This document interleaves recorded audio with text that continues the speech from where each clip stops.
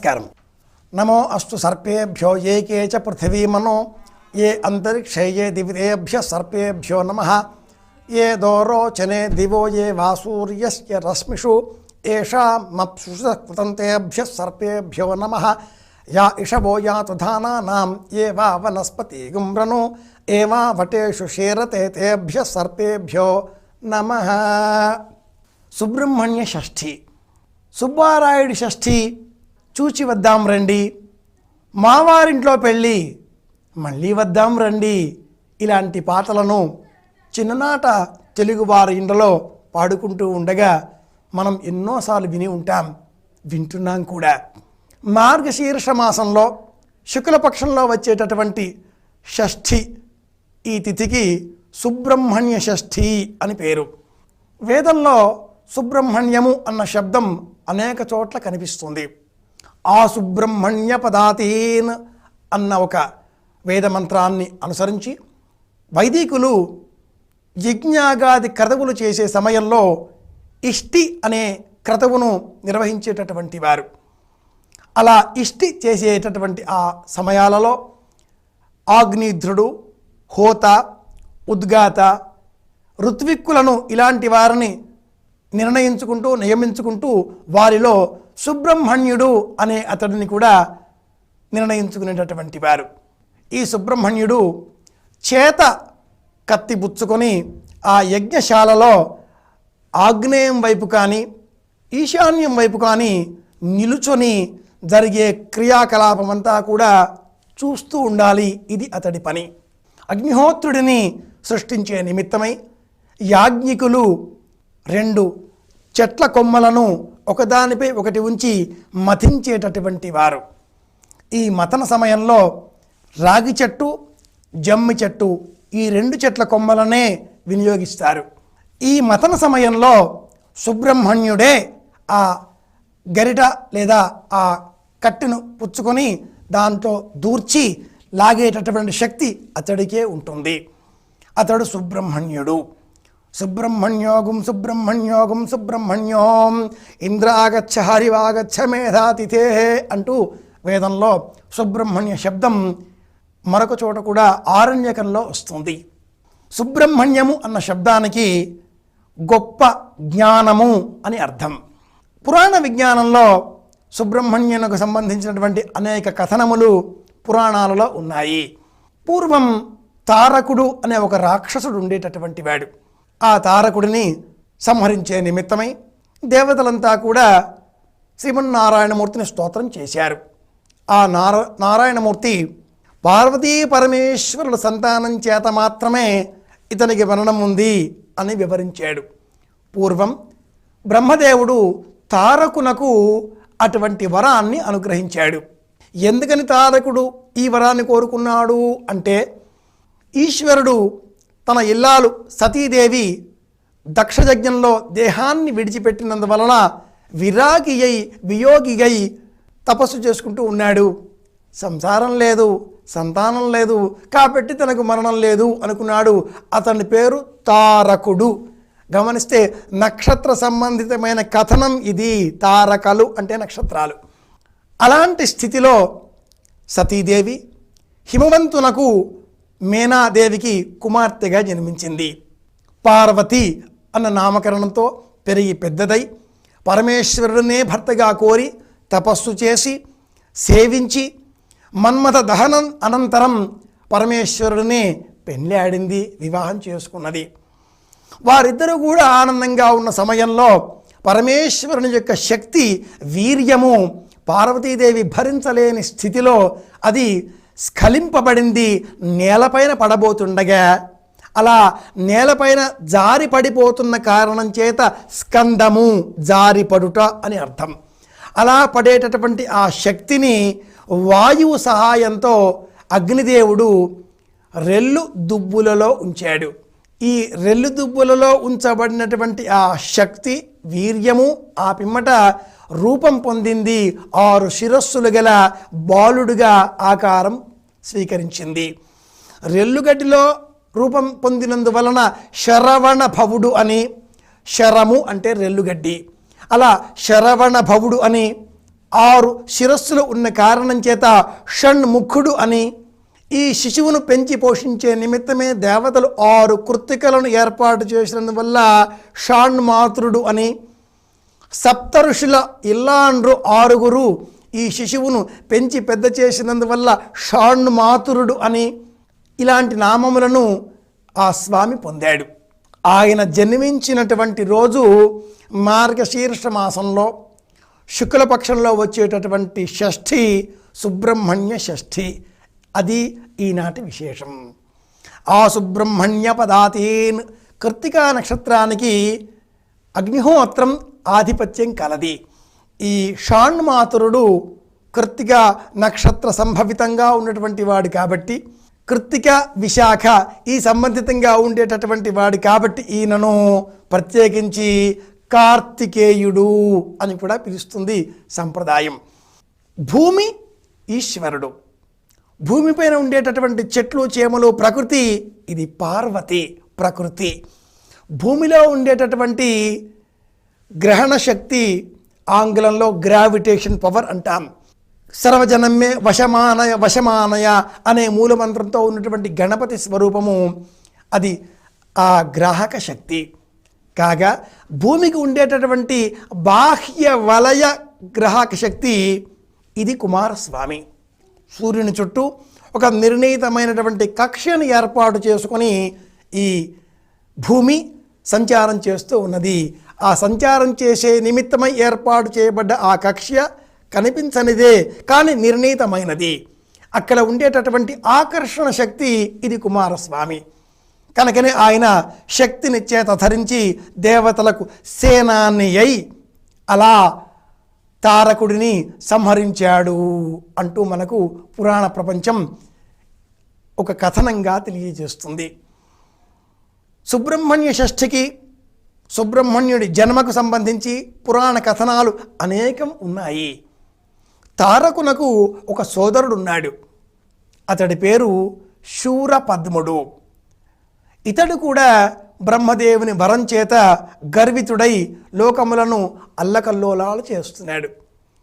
శూరపద్ముని బారి నుంచి కూడా లోకాలను రక్షించాలి. ఎలా? మళ్ళీ తారకాస సంహారార్థమై జన్మించినటువంటి కుమారస్వామియే మనకు ఆధారం కావాలి.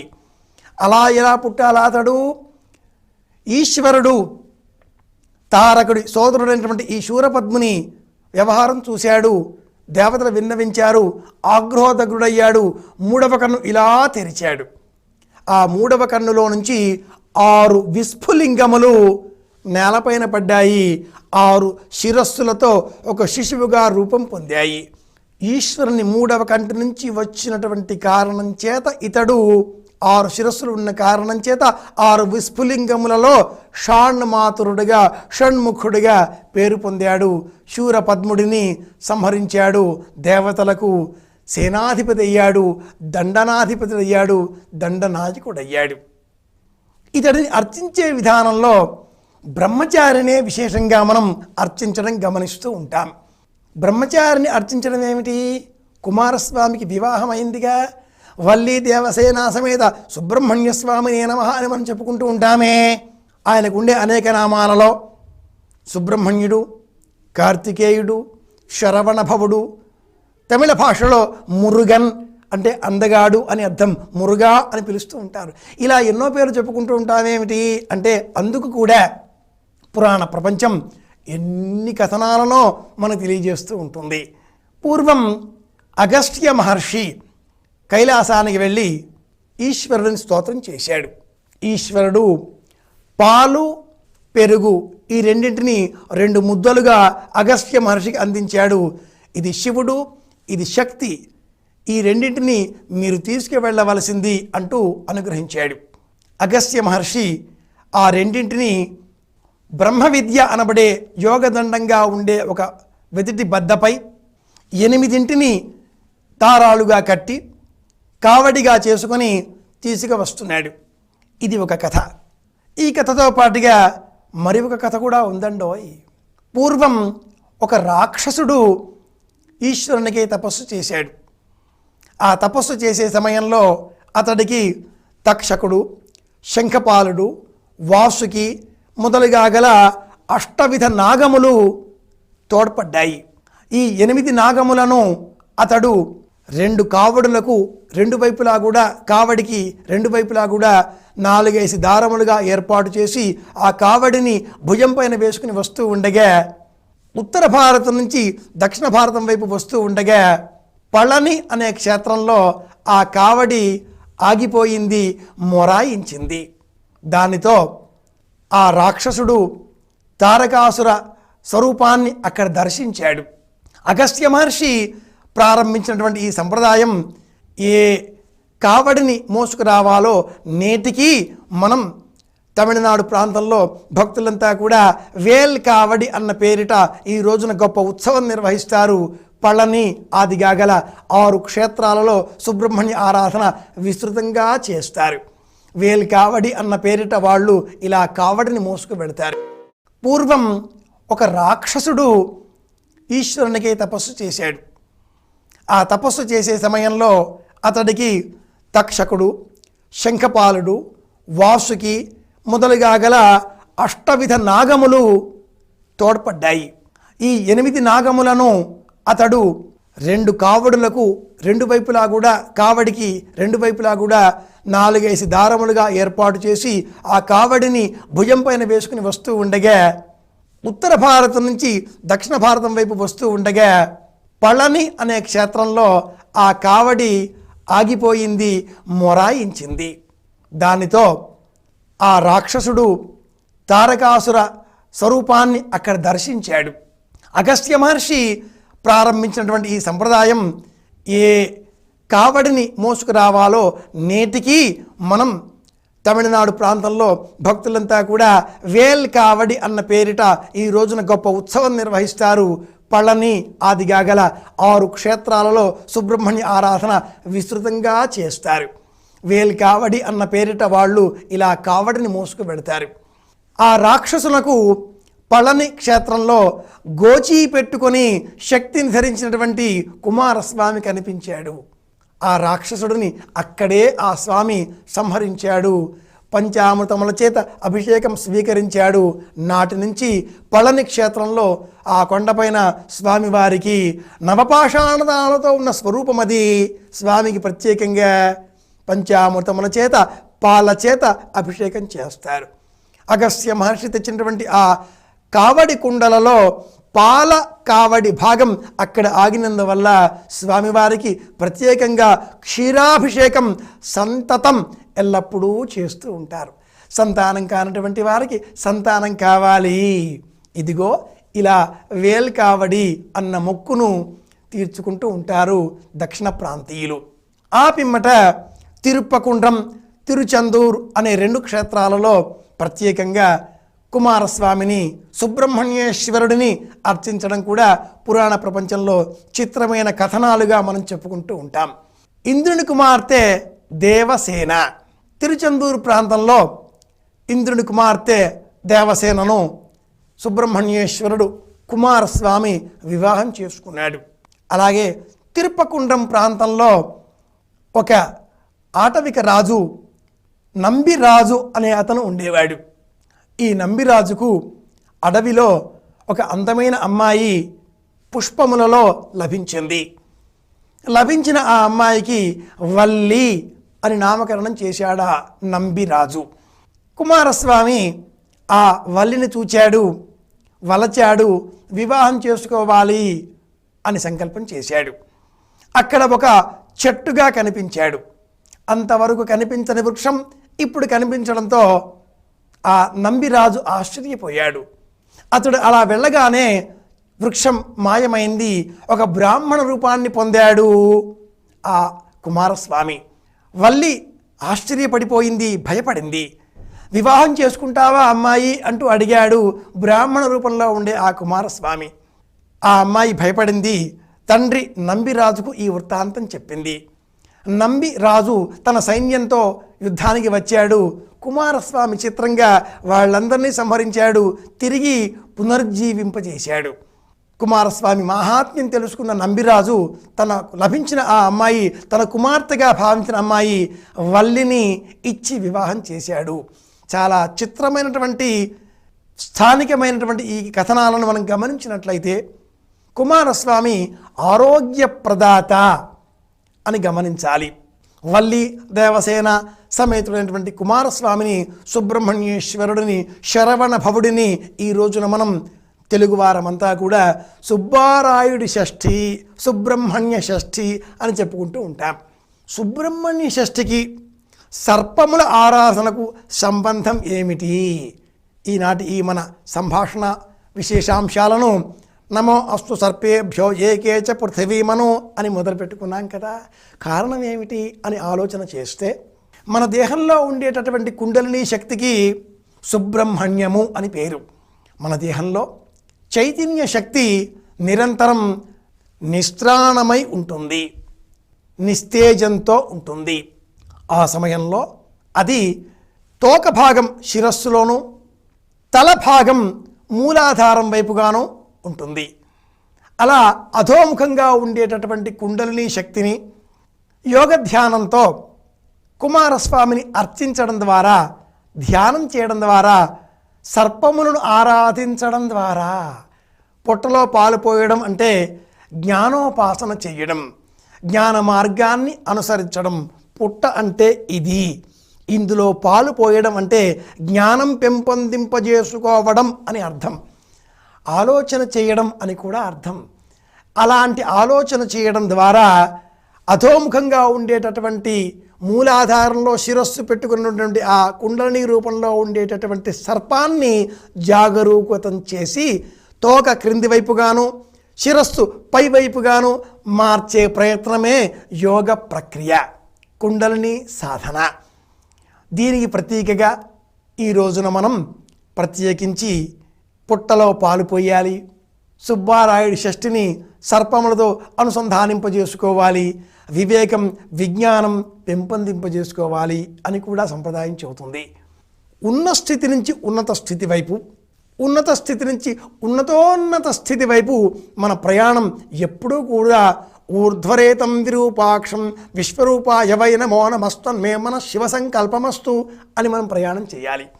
శం అంటే సుఖం, అది ఇచ్చేటటువంటి వాడు శంకరనామం.